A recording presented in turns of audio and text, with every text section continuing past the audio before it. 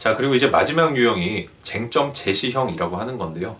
이 쟁점 제시형 유형은 2006년 이후로, 법학시험에서는 2006년 이후로 대세가 된 방식인데, 현재의 변호사 시험이 이 방식을 채택을 하고 있습니다.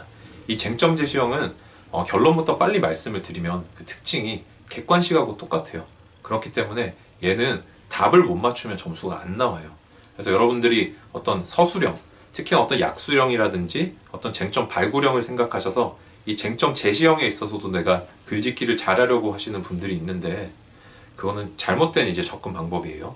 이 쟁점 제시형은 쟁점을 상대방이 줬기 때문에 거기 따른 정확한 답을 쓰는 게 포인트입니다.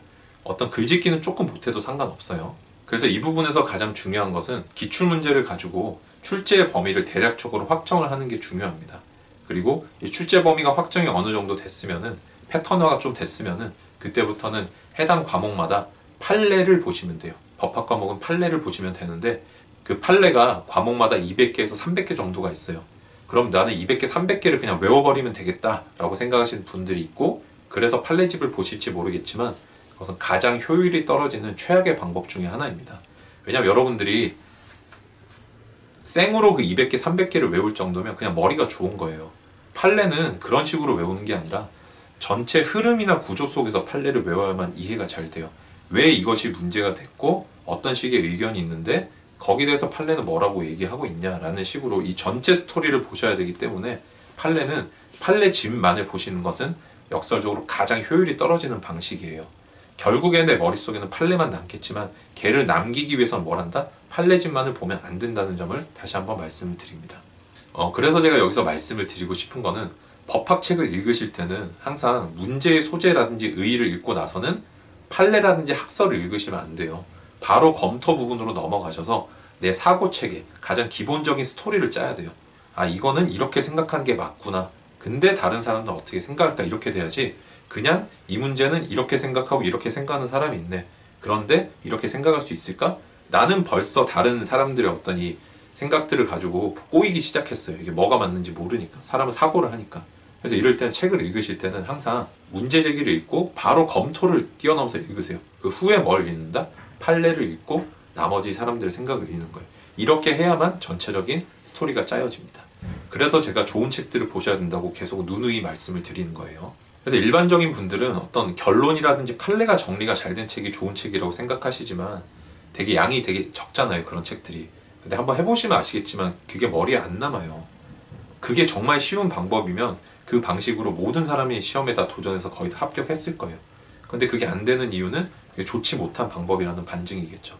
제가 한 번 더 말씀을 드리지만, 논리가 좋은 책을 읽으셔야, 특히 법학은 논리가 좋은 책을 읽으셔야만 반드시 머리에 남습니다. 내가 만약에 논리가 거세된 책을 선택하셨으면 강의를 통해서 걔를 반드시 보충을 해주셔야 돼요. 그리고 여러분들께서 이 공부 방법을 조금 뭐라고 해야 될까? 상황에 맞춰가지고 내가 그 원리를 알고 접근을 해야 되는데 그냥 외형만 보고 접근하시는 분들이 있어요. 단순하게 강의를 많이 듣자. 나는 생각이 많은 사람인데 강의를 많이 듣자. 최악의 방법이고, 나는 생각이 없는 사람인데 기본서를 읽고 독학을 하자. 이것도 서로 상치되는 방법이겠죠. 내 어떤 특징과. 여러분들께서 자신의 성향과 특징, 공부의 어떤 문제점, 패턴 이런 걸 먼저 분석을 해서 나한테 맞는 걸 선택을 하시는데, 두꺼운 책을 선택하셨다면 강의를 들으시면 안 되고, 그 다음에 얇은 책을 선택하셨다면 반드시 강의로 보충을 해주셔야 돼요. 왜냐면은 결국에 내가 취하는 인풋은 합격한 사람들을 기준으로 봤을 때는 거의 비슷한 양들이 들어가 있단 말이에요. 다만 내가 이제 취사할 수 있는, 선택할 수 있는 방법이 강의를 들을지 말지는 여러분들이 선택을 해주셔야 되는데, 내 어떤 특성에 맞춰서, 그리고 나의 성향에 맞춰서 선택을 해야 된다는 점을 말씀을 다시 한번 드립니다. 자, 이렇게 해서 제가 최소한의 논리 구조를 만들었어요. 이 스토리를 만들면 이제 뭘 한다? 판례를 보는데, 이 판례가 보통 이제 7줄 이상이 줄글로 돼 있단 말이에요.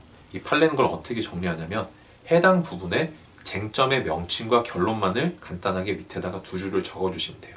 그래서 어떤 판례를 보시면 쟁점, 결론, 쟁점, 결론 이런 식으로 여러분들이 정리를 해주시면 되겠습니다. 쟁점 제시형은 어떤 식으로 좀 정리를 하면 되는지 구체적인 예시를 조금 보여드리고 싶은데요. 이 쟁점 제시형이 사실상 객관식이기 때문에 아까 보셨던 그 약수령이라든지 아니면 쟁점 발굴형처럼 목차를 따로 정리하실 필요는 없고, 내 기본서에서는 제가 지금 보여드리는 것처럼 이 어떤 다른 색으로 이 판례만 표시를 잘 해주시면 돼요. 그럼 이 내가 책을 읽을 때 객관식이랑 이 쟁점 제시형을 두 개를 한꺼번에 같이 정복을 할 수가 있겠죠.